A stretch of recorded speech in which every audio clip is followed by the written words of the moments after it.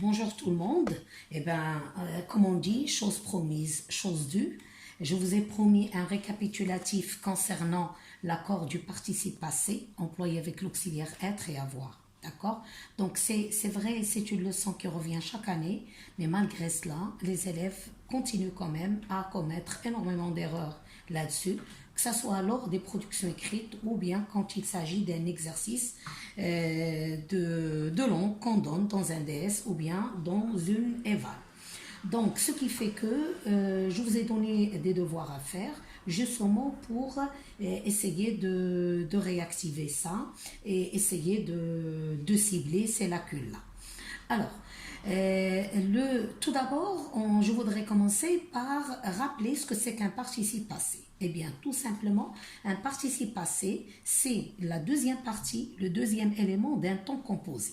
Par exemple, je prends un exemple, j'avais travaillé, d'accord? Et par exemple, je suis tombé, par exemple, d'accord? Donc, ce sont des temps composés, comme vous voyez. Avait travaillé qui était un plus que parfait, suis tombé qui est un passé composé. Donc, la deuxième partie d'un temps composé, c'est ce qu'on appelle un participe passé, d'accord? Vous voyez?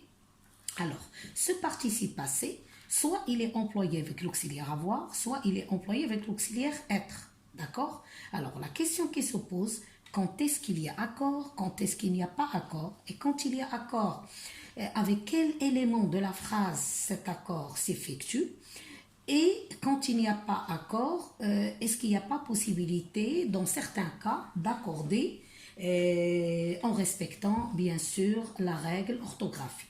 Bien. Alors, tout d'abord, le participe passé employé avec l'auxiliaire avoir ne s'accorde jamais avec le sujet. D'accord? Vous pouvez dire, par exemple, les jeunes filles, par exemple, un sujet pluriel féminin.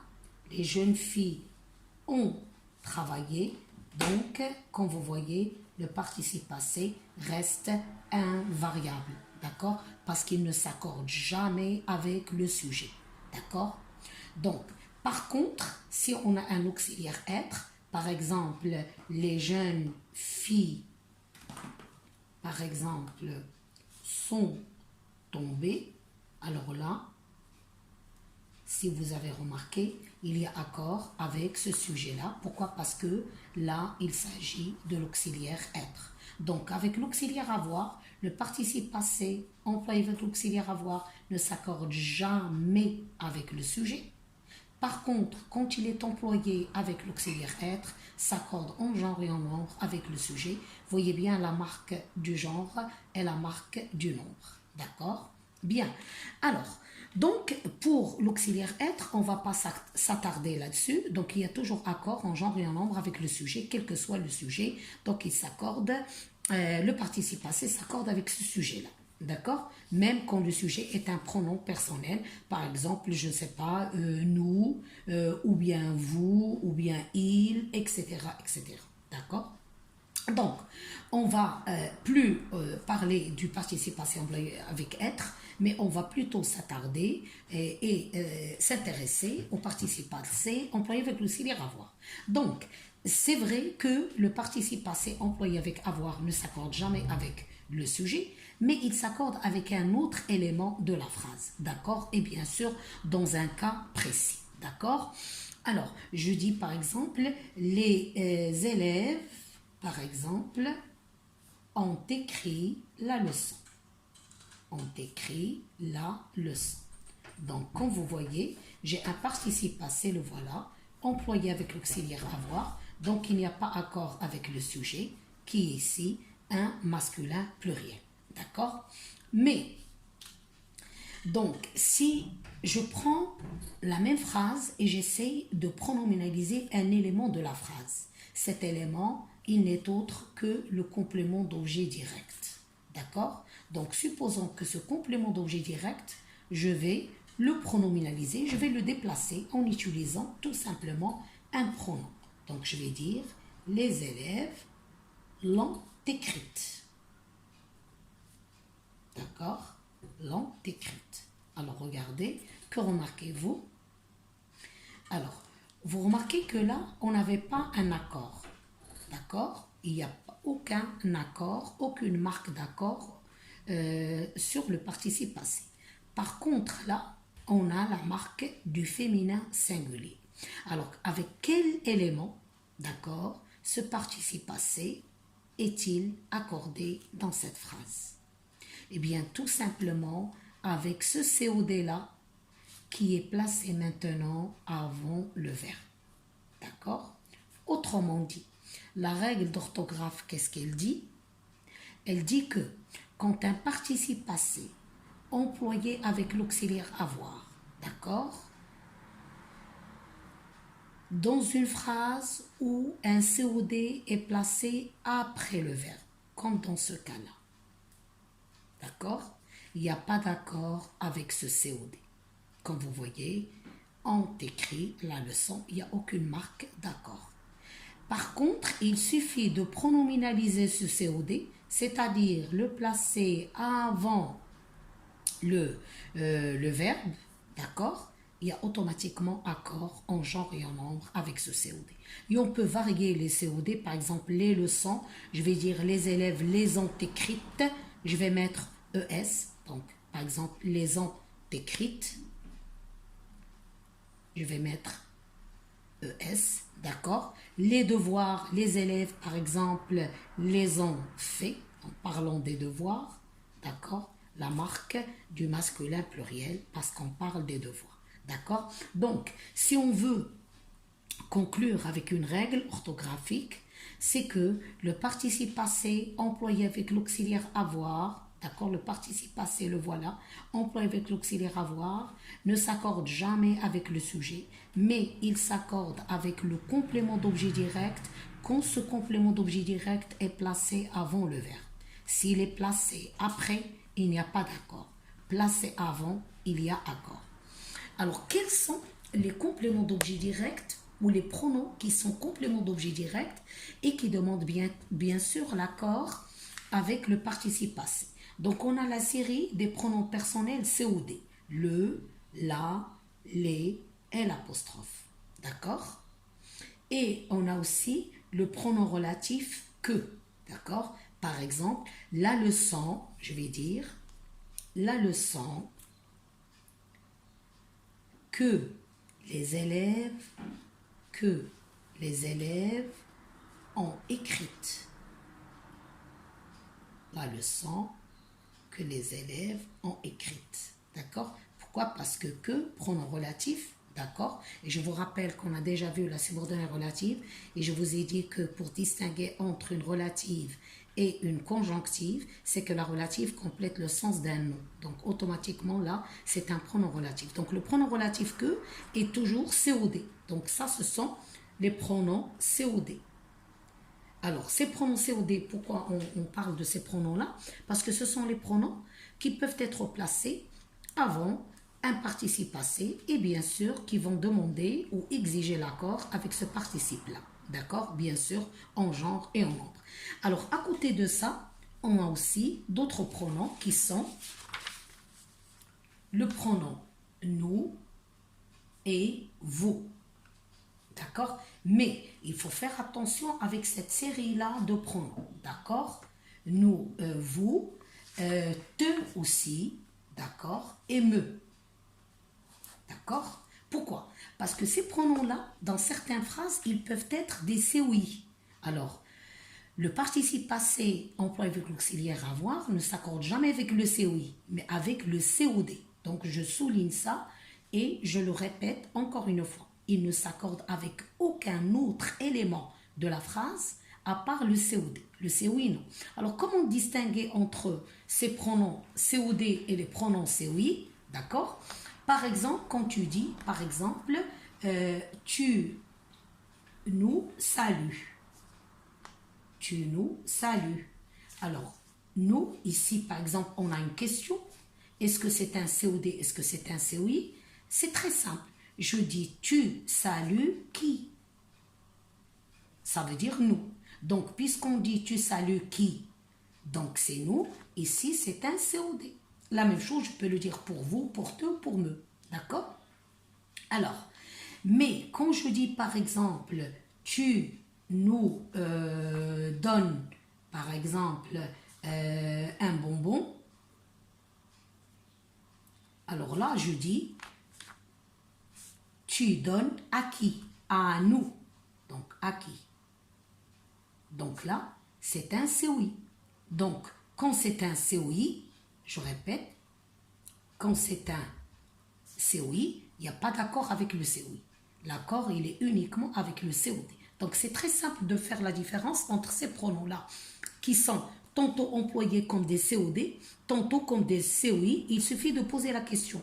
Quand on a la question qui, donc ça donne automatiquement la fonction COD. La question à qui, ça donne automatiquement la fonction COI. Donc, quand nous est un COI, donc il n'y a pas d'accord avec ce COD-là, avec ce COI, pardon. Mais si c'est un COD, là, bien sûr, il y a accord en genre et en nombre. Alors, je refais la phrase avec un ton composé. Par exemple, tu nous as salué. D'accord? Je vais mettre un S. Tu as salué qui? Nous. D'accord? Et là, tu nous as donné. Tu nous as donné, regardez, donné.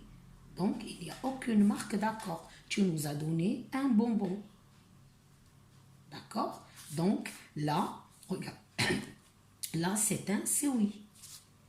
Donc, quand nous est un COD, donc il y a l'accord en genre et en nombre avec ce COD. Bien sûr, ce nous, là, on suppose que c'est ça renvoie à un masculin pluriel. Ça peut être bien sûr un féminin pluriel. À ce moment-là, donc ça dépend du contexte, ça va prendre bien sûr E accent ES. Là, c'est un COI, donc il n'y a pas d'accord. Ok? Donc, voilà, donc une fois pour toutes, il faut, donc comme vous voyez, c'est pas difficile du tout. Il suffit de faire attention. Donc, je récapitule. Donc, le participe passé, employé avec l'auxiliaire être, d'accord, s'accorde en genre et en nombre avec le sujet, d'accord. Employé avec avoir, il ne s'accorde jamais avec le sujet. Il s'accorde avec le complément d'objet direct et dans un seul cas, quand le complément d'objet direct est placé avant le verbe. S'il est placé après, par exemple, tu as salué les enfants, donc il n'y a pas d'accord. Il doit être placé avant le verbe. Donc on a dit que pour les pronoms COD qui s'accordent avec qui demandent l'accord avec le participe passé, on a le pronom le, la, les et l'apostrophe et le pronom relatif que, ajouté à cette série-là, les pronoms nous, vous, te et me. Donc, mais j'ai attiré votre attention sur une chose très importante. Il faut faire attention, c'est que ces pronoms-là, dans certaines phrases, ils peuvent jouer le rôle d'un COI, dans d'autres le rôle d'un COD. Donc là, comment faire comment trancher, comment faire la différence, c'est très simple. Alors quand on pose la question qui, ça donne automatiquement la fonction COD.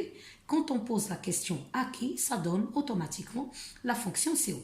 Alors quand c'est un COD, il y a accord en genre et en nombre avec ce COD.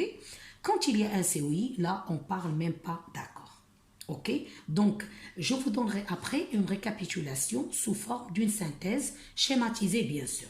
Alors, l'exercice que vous aviez à faire, d'accord? Donc, vous vous rappelez, donc on vous a demandé de relever, d'accord, les mots, le mot qui commande l'accord des participes passés surlignés, dites si c'est un nom ou un pronom. Alors, pour cet exercice, donc il n'y avait aucun problème. La plupart des élèves qui m'ont du moins montré leur devoir, donc ils ont quand même, ils ont bien répondu. Donc c'est dans l'exercice 4 où il y a eu des problèmes. Donc là, on a, donc Madame Morgan était arrivée, donc le participe passé est accordé en genre et en nombre avec le sujet. Donc c'est ce qu'on avait dit dans la règle. Donc la marque du féminin et du singulier. Là, dans la deuxième phrase, donc, qui avait pris, d'accord? Donc, vous avez remarqué que le participe passé ici, il n'y a pas d'accord. Il n'y a pas d'accord pour la simple raison que le COD est placé après le verbe, d'accord? Ok? Donc là, attention, le S qui est là, c'est tout simplement le S final que prend le participe passé du verbe prendre, d'accord? Ce n'est pas une marque d'accord. Il faut bien qu'on soit d'accord là-dessus, d'accord? Là, on a trouvé. D'accord? Donc, trouver, il marque la fin, il prend la marque du féminin singulier. Pourquoi?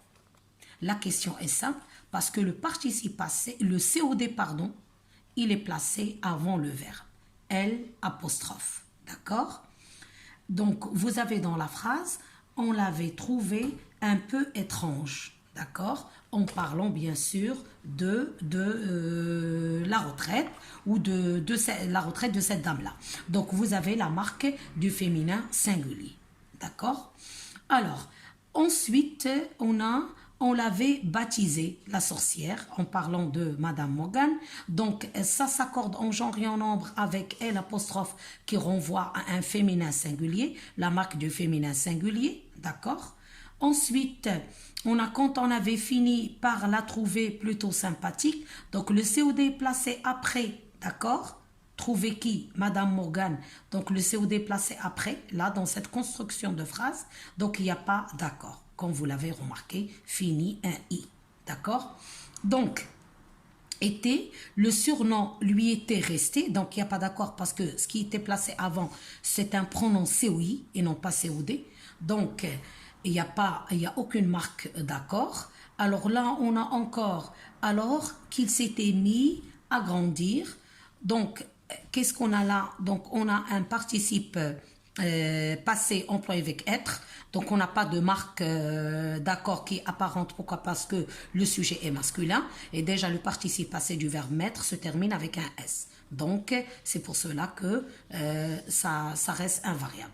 D'accord? Donc voilà pour cet exercice. Cet exercice n'a pas présenté vraiment des difficultés pour la plupart des élèves. Alors pour le deuxième exercice, donc il fallait justifier l'accord des participes passés surlignés, c'est-à-dire qu'il fallait tout simplement déduire la règle d'orthographe dont on vient de parler. D'accord? Donc là, nous a demandé. Donc il n'y a pas d'accord. Pourquoi? Parce que le nous qui est placé avant là, comme ce que je vous ai dit tout à l'heure, c'est un nous qui renvoie à un COI. Alors, pour ce participe passé qui avait reconnu en elle le don, donc voilà le COD, il est placé après le verbe, donc le participe passé reste invariable. D'accord? Donc, si vous avez remarqué, on a appliqué exactement la même règle orthographique. Quand le COD est placé avant, donc il y a accord avec ce COD. Quand il est placé après, il n'y a pas d'accord. Ok? Donc là, j'en étais presque venu. Donc là, vous avez un E. Parce que ça s'accorde en genre et en nombre avec le sujet, donc sujet féminin. Alors là, on a l'auxiliaire être, donc avec l'auxiliaire être, donc pas la peine même de réfléchir, automatiquement il y a accord en genre et en nombre avec le sujet, d'accord. Là, on a d'avoir changé, un participe passé employé avec l'auxiliaire avoir, donc il n'y a pas d'accord pour la même raison. Un COD, il n'y a pas de COD du tout.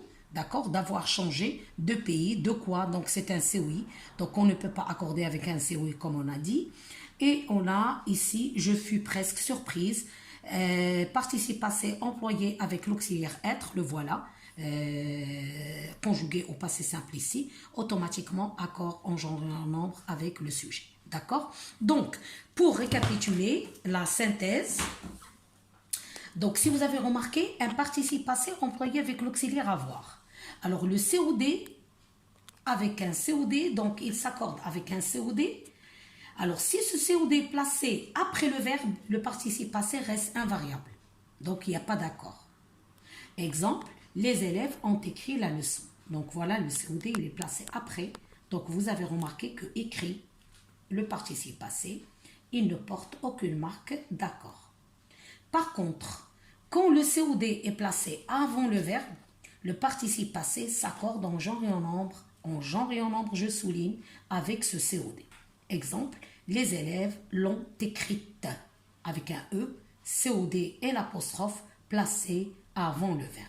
D'accord? Donc, j'espère que maintenant c'est clair et que vous n'aurez plus d'erreurs ou de confusion là-dessus. D'accord? Donc, sur ce, je vous dis au revoir et à très bientôt dans un prochain cours et dans de prochains devoirs. D'accord? D'ici là, portez-vous bien et au revoir.